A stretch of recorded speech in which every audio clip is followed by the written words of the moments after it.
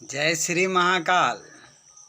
देवकी नंदन ठाकुर जी और वो हाफिज जी मौलवी साहब थे। दोनों की वार्तालाप तो इसी तरफ की थी, जो एक दूसरे को दोषी कैसे ठहराया जाए। तरीक भी अलग है, हमारे खाने पीने का तरीका भी अलग है। और तुमको अगर बर्दाश्त नहीं है हमारा मजहब तो तुम कहीं और चले जाओ। कल ही एक मीटिंग समाप्त हुई है धर्मगुरुओं की, जिसमें कहा गया है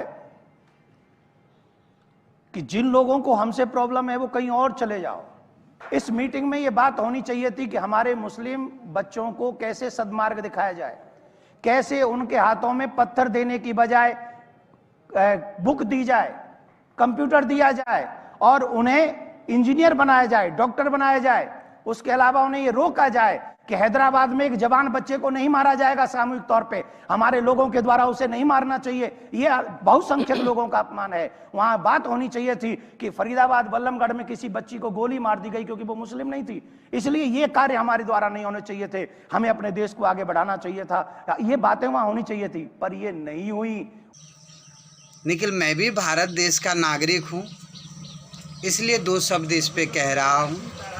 यदि हमारी जनता और भारत सरकार को पसंद आए तो इसी प्रकार से हमारे देश में अमन और शांति हो सकती है। सुंदर सुंदर हमारे न्यूज़ चैनल वाले ने बोला, जो जितने भी कट्टरपंथी हैं वो हिंदू मजहब में हो या मुस्लिम मजहब में हो, उन्हें कड़ी से कड़ी सज़ा देनी चाहिए और उन्हें धर्म से बाहर निकाल फेंकना चाहिए।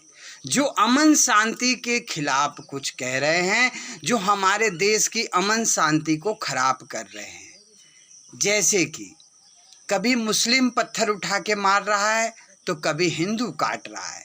लेकिन इसमें सबसे बड़ा हाथ किसका है? जो कट्टरपंथी होते हैं, जो अपने आप को हिंदू कहते हैं, अपने आप को मुस्लिम कहते हैं। निखिल, हम यदि मानव बन जाएं तो मुझे नहीं लगता है जो इस धरती पे किसी के कोशिशों खून की प्यास बुझेगी। जब तक हम सब प्रेम नहीं जानेंगे, प्रेम की भाषा नहीं बोलेंगे, तब तक एक कट्टरपंथी हमारे देश से जा नहीं सकती।